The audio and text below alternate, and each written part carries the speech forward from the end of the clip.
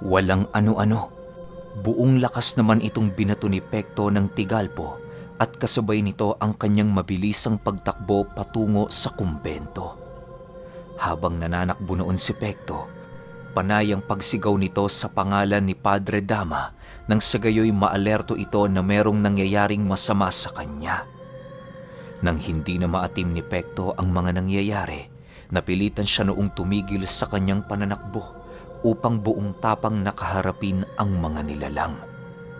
Bagaman nag-iisa lang siya noon sa talahiban, tiwala naman siya noong siya ay makakalaban sa kadahilan ng tangan-tangan niya noong mga oras na yon, ang kanyang 2 punyal. "Bahala na! Mapatay niyo man ako! Sisiguraduhin kong sa inyong lalaban ako hanggang dulo!" Wika ni Pekto habang pinagmamasda ng paglapit sa kanya ng 2 bruha. Matapos niyang makapagsalita, agad naman niyang sinugod ang 2 nilalang upang kitilan yon ng buhay. Kahit alam ni Pektong malakas ang mga ito ng di hamak sa kanya, nagpatuloy pa rin siya sa kanyang nais gawin. Labis kasing naniniwala noon si Pekto na para mas lalong umunlad ang kanyang kakayahan at abilidad, kinakailangan nitong sumailalim sa isang sitwasyon na maaaring maging kabayaran ang kanyang buhay kung magkakamali siya. Ito na lamang ang paraan na naisip niya noong mga oras na yon para naman kahit papaano'y makasabay siya sa lakas ni Padre Dama. Sa pagsugod ni Pekto sa 2 bruha, panay naman ang kanyang pagsisigaw ng napakalakas upang mailabas sa kanyang katawan ang takot na kanyang nararamdaman. Nang masipat naman siya noon ng mga nilalang, bigla namang iniusli ng mga ito ang kanilang matatalas na mga kuko habang buong lakas na sinasalubong ang kanyang pag-atake. Sa paglapit ni Pekto sa mga nilalang, mabilisan naman niyang iniunday sa katawan ng mga ito ang kanyang punyal, subalit sa kasamaang palad, hindi yun tumama gawa ng mas triple ang bilis na ipinamalas ng mga bruha kesa sa kanyang ginawang pag-atake. Dahil sa mga nangyari, napilitang umatras noon si Pekto upang mas lalo pang pakiramdaman ang mga nilalang. Hindi naman siya nito noon sinugod at sinunggaban kung kaya't nagkaroon siya ng pagkakataon para makalayo. Ilang minuto pa ang lumipas, bigla naman niyang nasipat ang paglapag ng mga bruha sa lupa habang nagwiwika ang isa sa mga ito nang, "Ikaw ba ang pumatay sa bata? Anong atraso niya sa iyo, antingero?" Nang marinig naman ni Pekto ang sinabi nito, bigla naman siyang napatitig sa nilalang habang kalmadong nagwiwika ng, "Oh, tama ka. Ako nga ang pumatay sa bata. Subalit hindi ko siya pinatay dahil siya ay aking natipuhan lamang. Pinatay ko siya dahil siya ay nagnakaw sa simbahan. Idagdag mo pa ang demonyong nakasapi sa kanya, kung kaya't mas mainam na lamang siya ay patayin upang hindi na siya makapaminsala pa." Matapos marinig ng nilalang ang kanyang sinabi, bigla namang nagsiangil ang mga ito sa kadahilanang hindi nila nagustuhan ang rason ni Pekto. Wala yung pakialam kung si Pekto man ang nasa katwiran sa kadahilanang ang nais lamang ng mga ito maipaghigante ang kanilang kauri na biktima ng mga antingero at mga taong mandirigma ng kabutihan. Sa pagpapatuloy ng pakikipag-usap ni Pekto sa 2 bruha, bigla naman siyang natigilan sa kanyang pagpapaliwanag nang maramdaman niyang may kung anong bagay ang humihila sa kanyang 2 paa. Pagsilay niya sa kanyang kinatatayuan, laking gulat na lamang niya nang masipat niya ang mahahabang buhok ng mga nilalang na dahan-dahang pumupulupot sa kanyang katawan. Pagpumiglas noon ni Pekto, buong lakas naman siyang hinila ng bruha na siyang naging sanhi upang bumagsak siya sa lupa at makaladkad papalapit sa kinatatayuan ng mga nilalang. Kahit anong pagpupumiglas noon ang kanyang gawin, wala siyang kakayahang putulin ang nagsisikapalang buhok ng mga bruha na pumulupot sa kanyang katawan. Ilang minuto pa ang lumipas, bigla namang natigilan si Pekto sa kanyang kinaroroonan nang maramdaman niya ang nilalang na dahan-dahan siyang hinihila papatayo. Pagsilay niya sa pagmumukha nito, labis-labis na lamang ang kanyang takot sa kadahilanang ang nasa isip niya noong mga oras na yon, hindi na niya magagawa pang makaligtas sa mga kamay ng nilalang. Humanda ka, tao. Ipaparanas namin sa'yo kung ano ang hirap at pinagdadaanan ng batang pinatay mo. Walang tutulong sa'yo sa lugar na ito.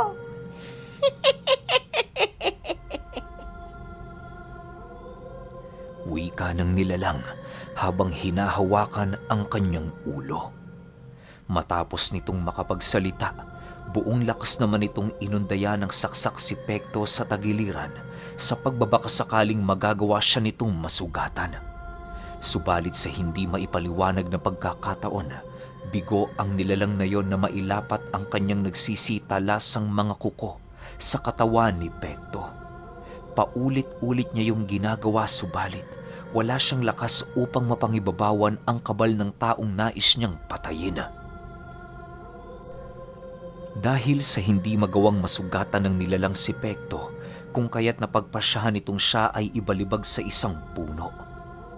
Nang maramdaman niya noong ihahagis siya nito, tanging pagpapatigas na lamang sa kanyang katawan ng kanyang nagawa upang mapaghandaan ang nalalapit na pagtama ng kanyang katawan sa puno. Ilang minuto pa ang lumipas, tuluyan na ngang binitawan si Pekto ng bruha na siya namang naging sanhi upang lumagapak ng napakalakas sa katawan ng puno ang likurang bahagi niya. Kahit labis pa siya noong nanghihina dahil sa tinamo niyang pinsala, pilit pa rin niya noong itinayo ang kanyang sarili upang harapin ng buong tapang ang dalawang nilalang. Sa muling pagtayo ni Pekto sa kanyang kinabagsakan, paulit-ulit niyang binabanggit ang pangalan ng ama niyang pinaniniwalaan hanggang sa dahan-dahan na niyang nararamdaman ang pagbisa ng mutya ng kalaykay sa kanyang buong katawan. Hindi niyo ako masasaktan o mapapaslang hanggat pinoprotektahan ako ng aking mutya. Humanda kayo. Ito na ang pagkakataon ko para makapaghigante. Wika ni Pekto sa mga nilalang habang marahan niyang pinupulot sa lupa ang kanyang dalawang punyal. Bugbog sarado na yung katawan mo tapos ngayon may gana ka pang magyabang? Tingnan natin mamaya kung magagawa mo pang makapagsalita matapos naming punitin yung pinagmamalaki mong kabal. Sagot naman sa kanya ng isang bruha. Habang nasa kasagsagan niyo ng pagsasalita, marahan namang sinisipat ni Pekto ang gumagapang nitong mga buhok sa lupa. Nang mapansin niya itong medyo malapit na sa kanya, agad naman siyang napatalon paatras habang maiging pinagmamasda ng buong paligid. Sa muli niyang pagbaling ng tingin sa dalawang bruha, doon na niya ito nasipat na papalapit sa kanya kung kaya't ninais niyang manatili sa kanyang kinatatayuan upang mapaghandaan ang nalalapit nilang sagupaan. Ipinwesto niya dinoon ng maayos ang kanyang dalawang punyal bilang paunang hakbang sa pagsalag ng atake ng mga nilalang. Nang mapagtanto ni Pekto na ilang dipa na lamang ang bruha sa kanya, buong tapang naman niya itong sinugod at pinag-uundaya ng saksak sa iba't ibang bahagi ng katawan nito. Bagaman nararamdaman ni Pekto ang pagbaon sa kanyang balat ng mga kalmot nito, hindi pa rin siya nito noong nagagawang mapigilan. Sa pagpapatuloy ng kanilang pagbubuno, kitang-kita na ni Pekto ang panghihina ng mga bruha dahil sa mga malulubha nitong pinsala na natamo sa katawan nila. Kahit dehado na ang mga nilalang na yon, nagpupumilit pa rin siya nitong kaharapin na para bang meron yung nais patunayan. Ano? Lalaban pa ba kayo? Kahit abutin tayo dito ng umaga, sinisiguro ko sa inyong wala kayong pag-asa. Sigaw ni Pekto habang iwinawaklit sa kanyang punyal ang mga dugo ng nilalang. Matapos niyang makapagsalita, Marahan naman siyang yumuko habang taimtim na nagdarasal. Sa pagpapakawala niya ng mga palipad hangin sa buong paligid, dali-dali namang sumugod si Pekto sa mga nilalang upang tapusin na ang kanilang naantalang laban. Nang mapagtanto niyang hindi na makakailag ang mga nilalang sa kanyang pag-atake, buong lakas naman niya itong tinaga sa leeg at kasabay nito ang mabilisan niyang pag-unday ng isa pang punyal sa nakatayong kasama ng bruha. Matapos niyang gawin ang bagay na yon, agad naman niyang pinagtatadyakan ng mga ito hanggang sa dumating ang puntong sumubasob sa putika ng mga pagmumuka ng nilalang. Maya-maya pa, doon na nagpasya si Pekto na kitila ng buhay ang mga ito upang magawa na niyang makabalik sa kumbento. Pasensyahan na lang, kayo ang talo, hindi ako. Sabihin niyo sa batang pinatay ni Padre Dama, isusunod ko kayo sa kanya. Wika ni Pekto habang tinatakpa ng katawan ng mga nilalang. Kayong mga antingero, mas halang ang kaluluwa nyo kesa sa amin. Pare-parehas lang kayo. Nilalagay ang hustisya sa inyong mga sariling kamay. Nang hihinang sagot naman sa kanya ng isang bruha. Nang marinig naman ni Pekto ang sinabi nito, agad naman niya yung ginilita ng leeg ng walang ano-ano. Dahil sa kanyang ginagawa, panay naman ang pagsisigaw ng naiwan nitong kasama na parabang nais nitong maghiganti sa kanya. Pagramdam ni Pektong nagpupumilit yun tumayo, agad naman niya itong inundayan ng saksak sa likod ng 8 beses. Matapos niyang gawin ang bagay na yon, mabilisan din namang binawian ng buhay ang nilalang dahil sa lubha ng pinsalang tinamo nito. Sa pagbalik ng katahimikan sa paligid, napagpasyahan ni Pektong upuan ang bangkay ng mga ito habang nag-iisip ng kanyang susunod na hakbang na gagawin. Nang akmang papatayo na siya sa kanyang pagkakaupo, bigla naman siyang napalingon sa kanyang likuran nang marinig niyang magwika si Padre Dama ng, "Mahusay, Pekto. Nahahasa ka na. Hindi ko lubos sukat akalain na magagawa mo silang pagsabayin." Padre, kanina pa po ba kayo dyan? Nagtatakang tanong naman ni Pekto kay Padre Dama habang pinagmamasdan niya itong hawak-hawak ang 2 nakataling aso. "Oo, Pekto. Kanina pa ako rito. Sa katunayan itong mga asong ito, kasama ng mga demonyong yan. Binawasan ko na para hindi ka mahirapan." Sagot naman ni Padre Dama. Matapos nitong makapagsalita, dahan-dahan naman itong inihipan ng dasalang mga sigbin na siyang naging sanhi upang kumawala sa mga katawang lupa nito ang kanilang mga kaluluwa. Ilang minuto pa ang lumipas, muli siyang inutusan ni Padre Dama na pasanin ng mga bangkay ng nilalang upang itabi sa batang una niyang inilibing. Ilang oras pa ang lumipas, kasalukuyan na ngang naglalakad sila Pekto pabalik ng kumbento. Habang binabagtas nila ang daan, panay naman ang kanilang pag-uusap ukol sa mga nangyari. Itinanong din noon ni Pekto kay Padre Dama kung bakit siya nito sinundan, gayong inutusan siya nitong ilibing ang bata sa talahiban. Nang marinig ni Padre Dama ang naging tanong, ngumisi lang naman yun sa kanya habang sumasagot ng, "Napag-isip-isip ko kasi, Pekto, na baka may mga nilalang na mag-abang sa'yo. Alam mo naman, mapanganib ang gubat tuwing gabi. Kita mo, hindi nga ako nagkamali sa aking naging hinala. Pasalamat ka na lang at ako nakasagupa ng mga sigbing nagmamasid sa'yo." Kaya nga po, Padre, mabuti na lang talaga at natuntun niyo ako. Siguro kung hindi niyo nadakip ang mga sigbin, maaaring may kinalagyan na ako. Unang batas kung gusto mong maging dalubhasang antingero, Pekto, huwag mong pagdudahan ang sarili mo. Palagi mong isipin, mas mataas pa sa iyong inaasahan ang iyong kakayahan. Seryosong sagot naman ni Padre Dama. Nang marinig ni Pekto ang sinabi nito, ninais na lamang niyang manahimik upang unawain ng husto ang mensaheng nais iparating sa kanya ni Padre Dama. Ilang minuto pa ang lumipas, tuluyan na nga silang nakarating sa kumbento kung saan nadatnan nila ang 5 lalaking matitikas ang pangangatawan na nakaabang sa kanilang dinaraanan. Pagsilay ni Pekto sa mga nilalang na yon, dali-dali naman siyang dumikit kay Padre Dama habang itinuturo ang mga panauhing kanyang nakikita. Paglalarawan ni Pekto sa mga ito, meron yung mga daladalang alagang hayop na karaniwang ginagawang alaga ng mga ordinaryong tao. Ang pinakapinuno sa mga panauhing yon ay nag-aalaga ng isang pusang kulay puti na merong asul at dilaw na mga mata. May ahas ding alaga ang 2 sa mga ito at kambing tsaka unggoy ang kasama pa nitong 2. Huwag kang mabahala, Pekto. Sila'y mga kapatid ko.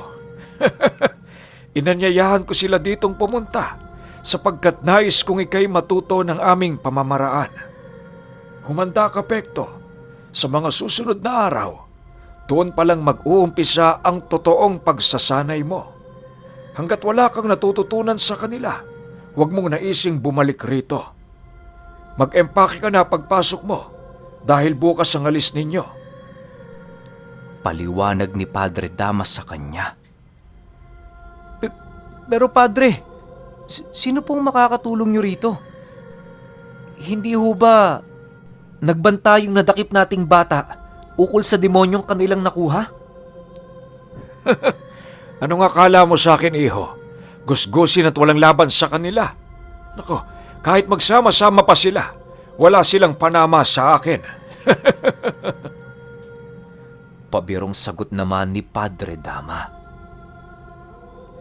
Sa pagpapatuloy ng kanilang pag-uusap, bahagya naman silang inantala ng mga kapatid ni Padre Dama sa kadahilanang may mga bagay yung nais marinig kay Pekto.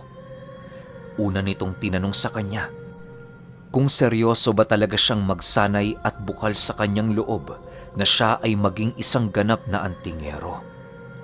Siyempre, dahil ayaw mapahiya ni Pekto si Padre Dama, purong pagsang-ayon lang naman ang naging sagot niya. Nang makumpirma ng mga panauhing yon ang kanyang pasya, ngumiti lang naman ang mga ito habang nagwiwika ang lalaking may alagang pusa ng, Mabuti kung ganon, Ginoong Pekto. Pangako namin sa'yo, hindi ka namin pakakawalan hanggat hindi ka padalubhasa sa larangang nais mong mapaghusayan. Kagaya ng aming nakatatandang kapatid, ikaw ay magiging dalubhasa sa paggamit ng lubid ng kamatayan at ng punyal. Makikilala ka din bilang nagtataglay ng napakakunat na kabal at agimat ng 7 mata ng Diyos. Nang marinig ni Pekto ang sinabi nito, tanging paglunok lang naman ng laway ang kanyang nagawa sa kadahilanang hindi niya alam kung ano ang kanyang isasagot sa sinabi ng lalaki.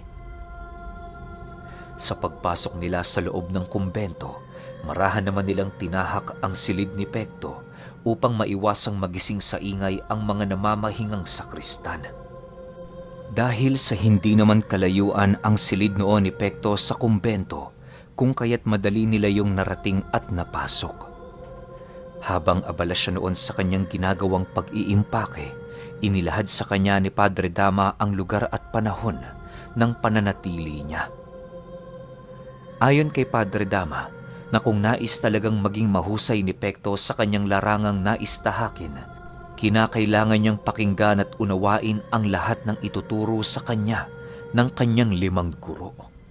Mananatili siya sa ilalim ng pamamahala ng mga ito sa loob ng 5 buwan na purong pagsasanay lamang ang kanilang gagawin, umaraw man o gumabi.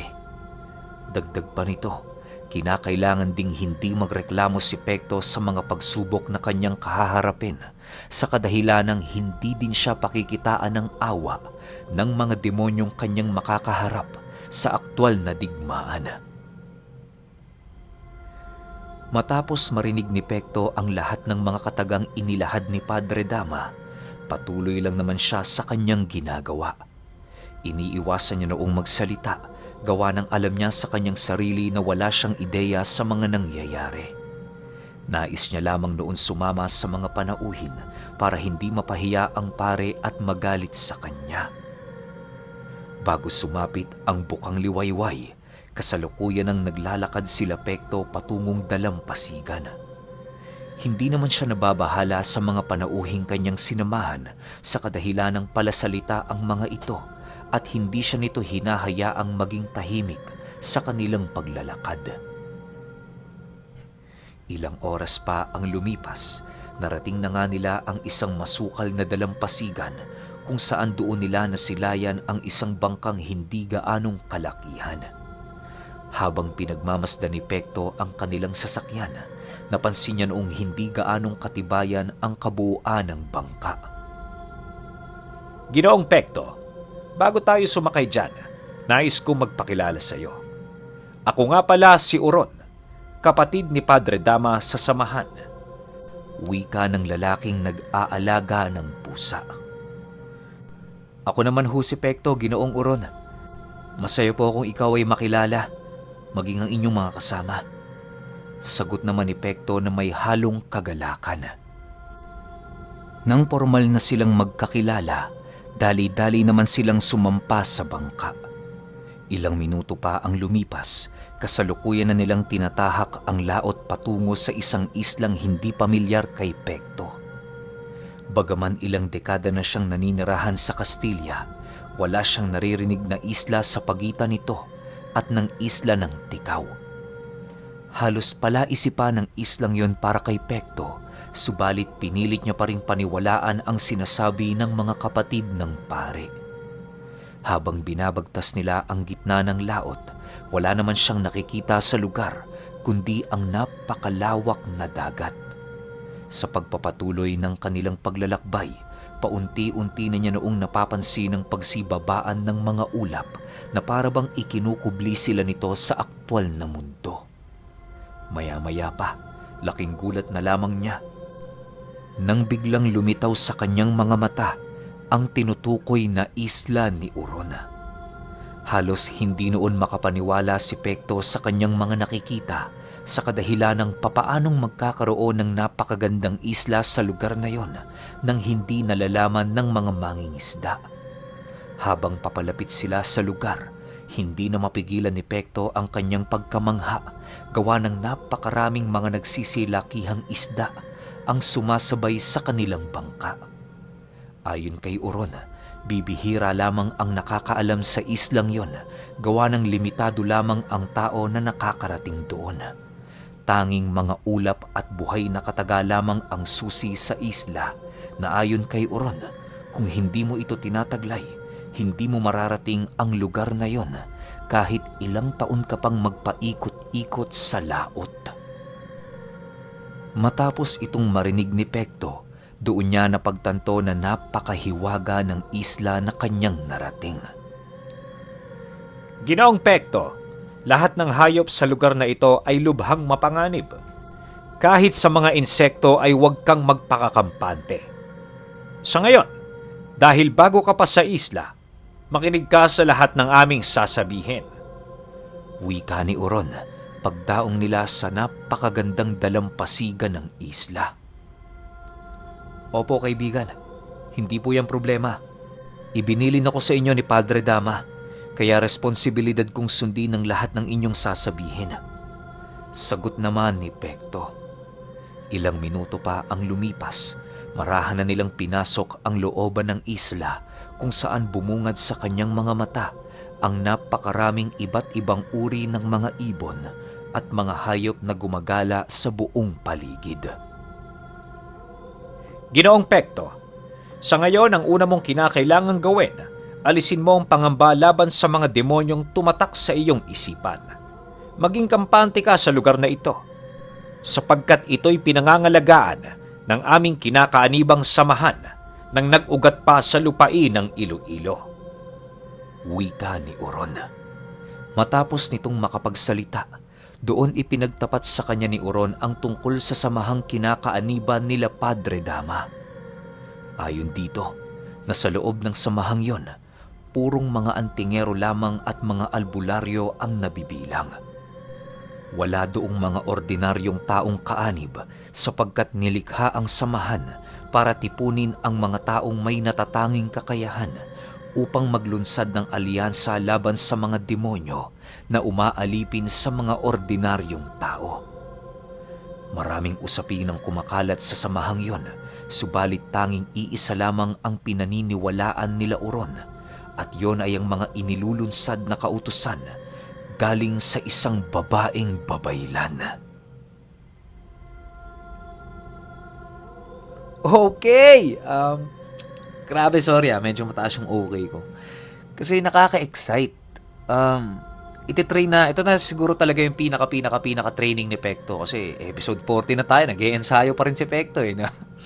Pero malamang ito na yun siguro yung finale ng training niya. After nito, purong bakbaka na yun. Kasi maski ako, akala ko, doon na sa bundok yung last na training doon sa mga gabay ni Padre Dama. Pero hindi pa pala. Tapos si Padre Dama, kaanib ng isang samahan na itinatag pa galing Iloilo. So, ewan ko lang kayo nang bahalang mag-connect the dots. Pero malamang alam nyo naman na yun kung anong klaseng samahan yun. Pero para di kayo mabitin, tsaka para marami pang mabulgar, sunod na kagad natin yung 15. Yun lang. Salamat.